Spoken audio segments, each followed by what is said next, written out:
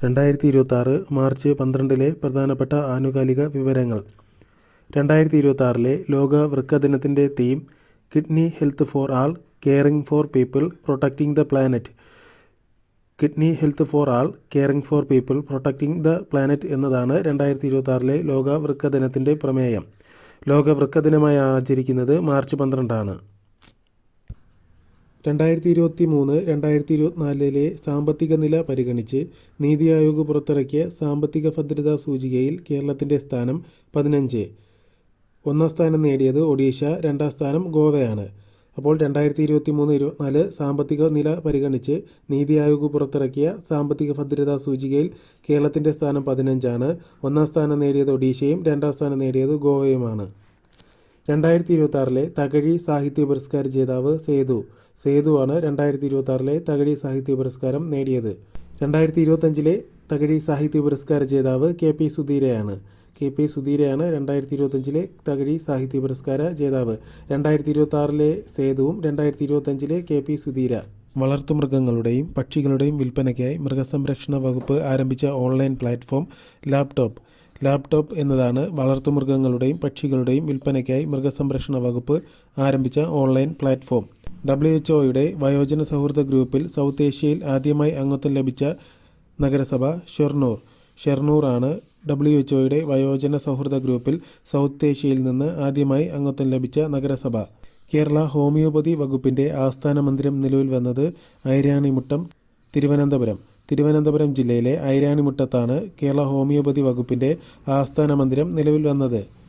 സ്ത്രീകളിലെയും കുട്ടികളിലെയും വളർച്ച പരിഹരിക്കാനായി അരുണിമ എന്ന പേരിൽ പദ്ധതി ആരംഭിച്ച നേമം ബ്ലോക്ക് പഞ്ചായത്ത് സ്ഥിതി ചെയ്യുന്ന ജില്ല തിരുവനന്തപുരം ജില്ലയിലെ നേമം ബ്ലോക്ക് പഞ്ചായത്ത് സ്ത്രീകളിലെയും കുട്ടികളിലെയും വളർച്ച പരിഹരിക്കാനായി ആരംഭിച്ച പദ്ധതിയാണ് അരുണിമ.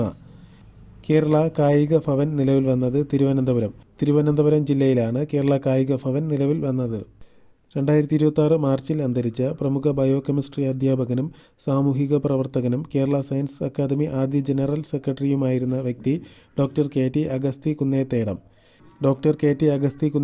2026 മാർച്ചിൽ അന്തരിച്ചിരുന്നു. അദ്ദേഹം പ്രമുഖ ബയോകെമിസ്ട്രി അധ്യാപകനും സാമൂഹിക പ്രവർത്തകനും കേരള സയൻസ് അക്കാദമി ആദ്യ ജനറൽ സെക്രട്ടറിയുമായിരുന്ന വ്യക്തിയാണ്.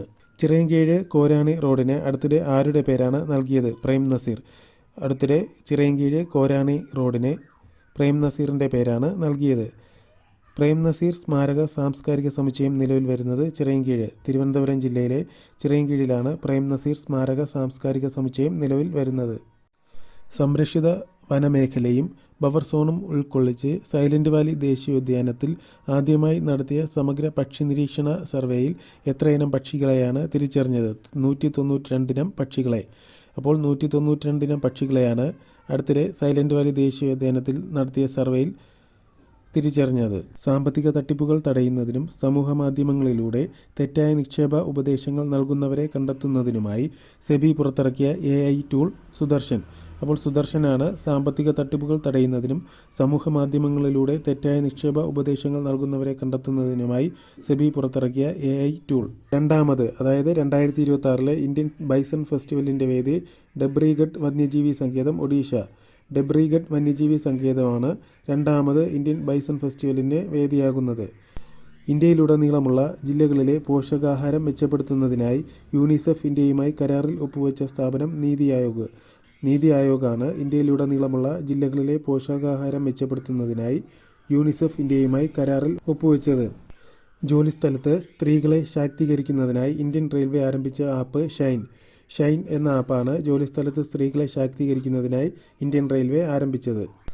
2026 T20 ലോകകപ്പിലെ ടീം ഓഫ് ദ ടൂർണമെൻറ്റിലേക്ക് തിരഞ്ഞെടുക്കപ്പെട്ട മലയാളി താരം സഞ്ജു സാംസണാണ് 2026 T20 ലോകകപ്പിലെ ടീം ഓഫ് ദ ടൂർണമെൻറ്റിലേക്ക് തിരഞ്ഞെടുക്കപ്പെട്ട മലയാളി താരം. ഇന്ത്യയിൽ സുപ്രീം കോടതിയുടെ നേരിട്ടുള്ള ഉത്തരവിലൂടെ നിഷ്ക്രിയ ദയാവധത്തിന് വിധേയനാകുന്ന ആദ്യ വ്യക്തി ഹരീഷ് റാണയാണ് ഇന്ത്യയിൽ സുപ്രീം കോടതിയുടെ നേരിട്ടുള്ള ഉത്തരവിലൂടെ നിഷ്ക്രിയ ദയാവധത്തിന് വിധേയനാകുന്ന ആദ്യ വ്യക്തി. ഇത്രയുമാണ് ഇന്നത്തെ പ്രധാനപ്പെട്ട ആനുകാലിക വിവരങ്ങൾ.